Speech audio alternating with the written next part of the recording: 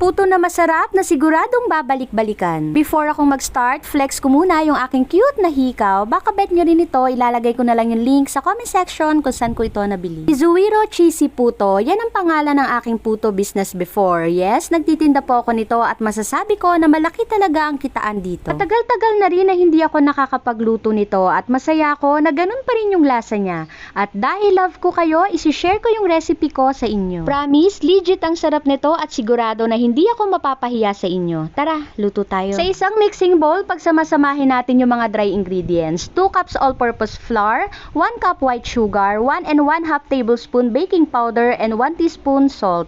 I-mix lang natin ito ng mabuti. Next, ilagay na natin yung mga wet ingredients. 1 cup ng evaporated milk, 3/4 cup water, 1/4 cup ng melted butter, at 2 itlog.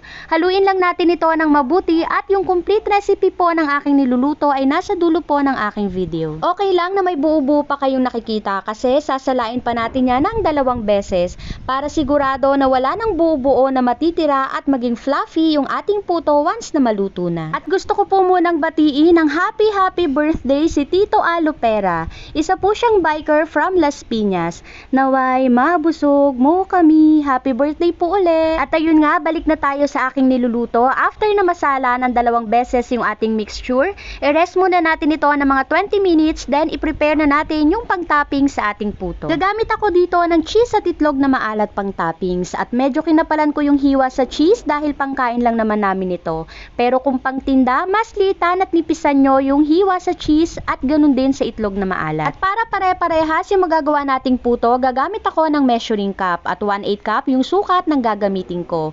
Bale, medium size ng puto ang kalalabasan nito once na maluto na. At hindi na ako naglagay ng oil sa molder dahil may butter na yung ating mixture. Sure ako na hindi ito didikit. Habang naglalagay ako ng puto mixture sa ating molder, nagpakulo na rin ako ng tubig. At nung kumukulo na, isalang na natin yung ating puto mixture at steam ito ng 8 minutes. After 8 minutes, buksan natin ito at lagyan naman ng cheese toppings at steam uli ng another 2 minutes. Habang naghihintay ako na maluto yung first batch, naglagay na rin ako ng mixture sa molder at itlog na maalat naman yung toppings na ilalagay ko dito. And after 2 minutes, ayan, luto na yung ating first batch at isunod na nating ilagay yung second batch. At dahil may toppings na ito na nailagay, diretso na natin itong steam ng 10 minutes. Cheese man or itlog na maalat yung topping, same na 10 minutes lang yung oras ng pag-steam. Ay iba lang sa cheese dahil hindi ko sinasabay sa pagsalang. Bakit? Para maging maganda yung kalalabasan ng puto pag naluto. Kung mapapansin ninyo, yung puto na may itlog na maalat ay may bitak sa gitna. Ganon din yung kalalabasan pag sinabay na natin yung cheese sa puto pag isinalang na. Pero pag hinuli natin yung cheese ilagay, tignan nyo yung kalalabasan. Ang ganda, diba? Palamigin muna natin ito sandali at i-press ng ganito bago i-unmold. Kung mapapansin ninyo, mabilis na itong matanggal. Ganon din sa puto na may itlog na maalat. Bago i-unmold, i-press lang muna. At kung mapapansin ninyo, walang dikit sa molder kahit hindi tayo naglagay ng oil. Tignan nyo naman ang aking puto, napakalambot at sure ako na masarap ito. At sa mga ingredients na ginamit ko ay nakagawa ko ng 38 pieces